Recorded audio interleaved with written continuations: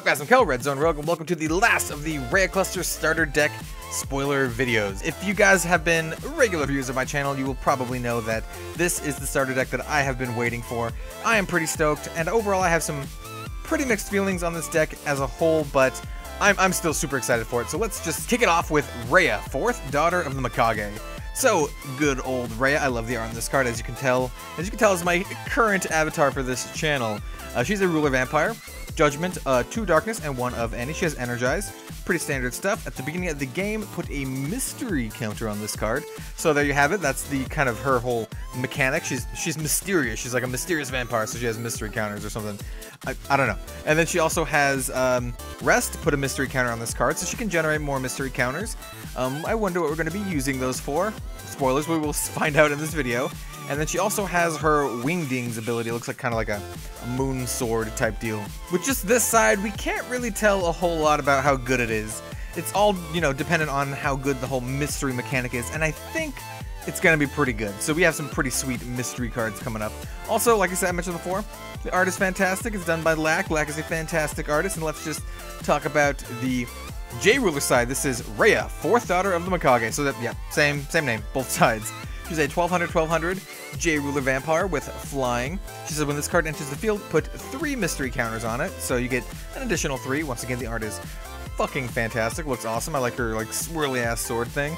And she has rest, remove a mystery counter from this card, destroy target resonator, and that's a really good ability, especially when combined with like the Flute's Water Dragon, who you can, you know, rest him to call stones, and then you can use Raya to like blow up dudes. That's sweet, and she's pretty good on her own. She's a 1200 flying. That's pretty good. Like that left unchecked can win the game in a couple turns.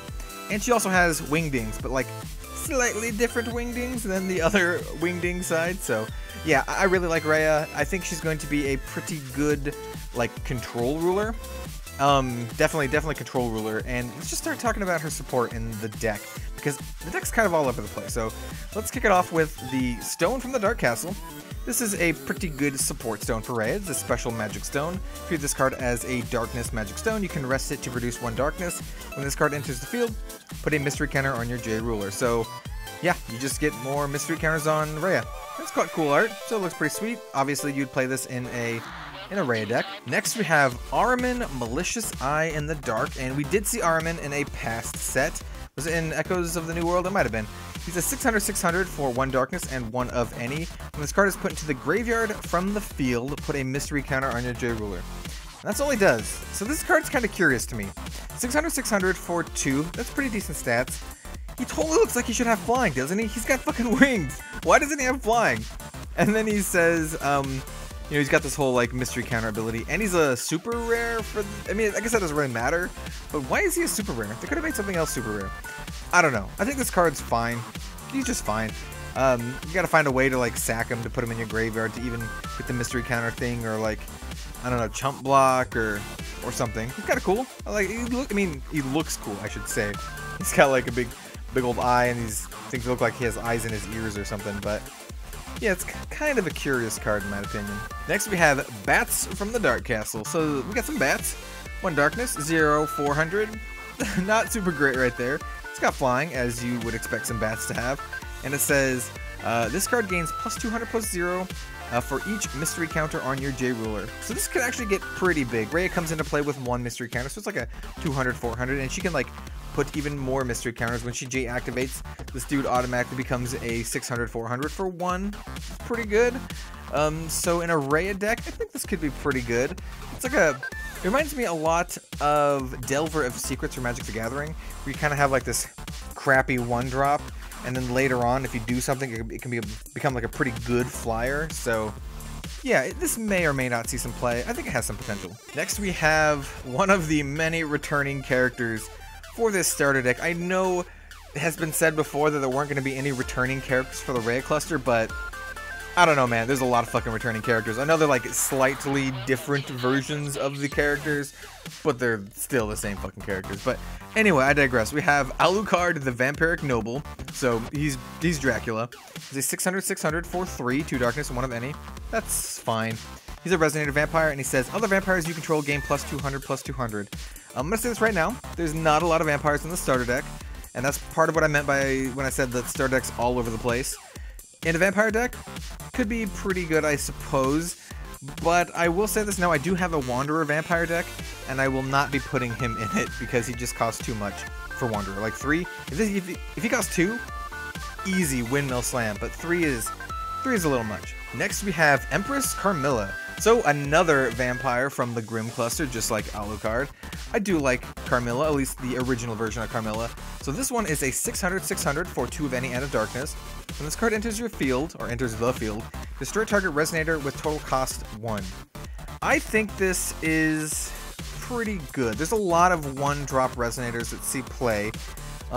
Foot's Water Dragon, Sacred Elf, there's probably a bunch of other ones too. So I think this is okay. I don't think this is going to go in every single deck, but I definitely think it has the potential to see play. Also, she has wings and doesn't have flying. That's just a pet peeve of mine. It's not that big of a deal, but it doesn't have wings. Don't give them wings if they're not going to have flying. That's all I'm saying. Next, we have another returning character. We have Ashen Snow White. She's a 500/700 for 2 darkness. That's not too bad. Before I go over the card, I just like to comment on her pasties. She totally has pasties. She got this open blueberry with little pasties. Anyway, let's talk about the card. So she's a fairy tale, and that's kind of a theme with this and the next card. It says remove a mystery counter from your J ruler. This card gains +200/+200 precision until end of turn. Play this ability only once each turn. So that's not the best use of a mystery counter in my opinion. We will go over a couple later that will be way better uses, but just on its own, like, you know, in a vacuum or whatever, assuming mystery counters are plentiful, that's not too bad. That's basically like a 700/900 for 2.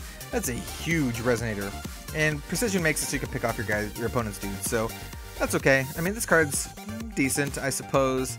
The art's still pretty funny. I like good old Snow White pasties, but yeah, I think it's a pretty decent card. Next we have Dark Grimm. We have Grimm the Pitch Black Vampire. He's a 900/900 for 2 of any and 2 darkness. He's a vampire fairy tale. He says he's got flying. When this card enters the field, put target resonator from your graveyard into your hand. That's pretty good. He like grave diggers up you a card. I like that. And he says J resonators your opponent's control. So J resonators, that's pretty key here. Your opponent's control gain -X100/-X100 until end of turn, where X is the number of fairy tales you control. That is sweet. So this is not super good in this deck, but I think in like a fairy tale deck this can be quite powerful, especially in Wanderer. I think this card might have a somewhat of an impact in like the GRIMM Wanderer deck, which is interesting. I wonder if fairy tales are going to be a thing in the Reiya cluster. It would be weird. I would not expect that with all of the whole like, oh yeah, we're distancing ourselves, we want to do new characters with a new story, and then just jamming GRIMM back in like the original protagonist. I don't know, but I think it's cool. I think it's a cool card. I think the art is fantastic. He looks awesome. He reminds me of someone out of like Persona 5, but other than that, yeah, pretty cool. I dig Dark Grimm. Next we have Moonlight Shadow, 400/400 for 1 darkness. He's a vampire. Yep, that's it. I mean, the art's awesome. Like, really awesome, actually. I think this art's really cool. I love his, like, katana and uchigatana, or wakizashi, or whatever the pairing is. Looks sweet. He's also got an umbrella for some reason. But, yeah, I like him. He looks cool. The card is basically just a starter deck card. Next we have Dark Knight Butterfly. This one immediately reminds me of Dark Souls. It is a chant for 1 darkness. It is a mystery chant, whatever the fuck that means. I think it just means it uses mystery counters. It says your opponent discards a card. If this card was awakened, your opponent discards 2 cards instead. And the awakening is remove 2 mystery counters from your J ruler. 2 mystery counters is kind of a lot, but also making your opponent discard 2 cards is a lot as well. I think this card's okay. I think it might see some play. So, yeah, that's all I have to say. It might see some play. You already have some pretty good discard spells with Nameless Mist and the Sworn of Dark Alice, but I think this is alright. Next, we have one of the 2 best cards in this whole starter deck, Sword of the Half Moon. So this is a chant mystery quick cast for 2 darkness, and it says target J resonator gains -600/-600 until end of turn. If this card was awakened, put it into its owner's hand as it resolves, and the awakening is remove 2 mystery counters. This card's awesome. This is a staple in any Raya deck. This is kind of one of the cards that makes the whole Raya deck viable. It is a fantastic control card. If Raya is a good ruler, then this card will be a powerhouse. I love this card quite a bit. This is a fantastic control card. This is the kind of stuff I want to see when I see control. It's like repeatable removal. 2 costs for removing one of your opponent's dudes is pretty good. Minus 600 is a pretty good spot. Kills off a lot of sweet spot resonators like the Alhazred and some other stuff like that. So yeah, I like Sword of the Half Moon quite a bit. I think it's a really good card. And next up we have my absolute favorite art in the whole starter deck. We have Sword of the New Moon, and I think this is going to be one of the best cards in the starter deck as well. So it is a Chant Mystery. It has Quick Cast. It says, for 1 darkness, that's important, only 1 darkness. It says, choose 1, destroy target resonator with total cost 1 or less. And we already went over how there are a couple pretty commonly used 1-drop resonators. Or destroy target resonator with total cost 4 or less if this card was awakened, and Awakening is removing 1 mystery counter from your J ruler. This is super sweet. A 1-drop removal spell with Quick Cast, and this basically destroy a 4 or less if you remove a mystery counter, is so good. Like, that's a ton of value. There's a lot of 4 or less resonators. You don't really see a lot of 5 or more, basically, is what I'm saying. And if they do get up to 5 or more, you can just, you know, Heteroclite Excalibur or something. This card's really sweet. Once again, it's kind of like the other one. This one and the other sword would be fantastic if Raya sees play and it's like a control shell, maybe like a water darkness control shell, maybe water darkness wind, something like that. But yeah, I'm definitely going to build a Raya control deck. I'm super excited. Oh yeah, and there's also one more card. It's the Darkness Magic Stone. Got like this skull man with this floating orb thing that kind of looks like a planet or something. Yeah, I mean, it's what it is. It's a Darkness Magic Stone. Looks alright. And there you have it, guys. We have Best Girl Raya here. Yeah, I'm all over the place with this starter deck.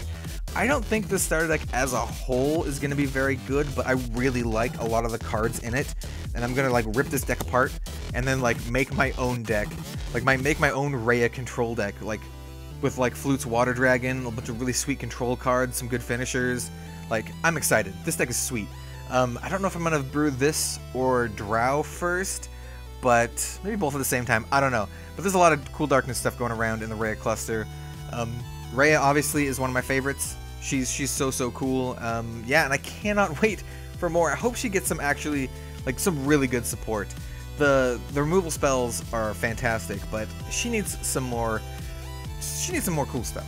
So yeah, guys, leave a like, comment, subscribe, all that good shit. I hope you enjoyed the video, guys. Stay tuned for some more Ancient Knights spoilers coming up probably next week, I should guess. And yeah, guys, I hope you liked the video, and I'll see you next time. Have a good one all, and I'll see you later.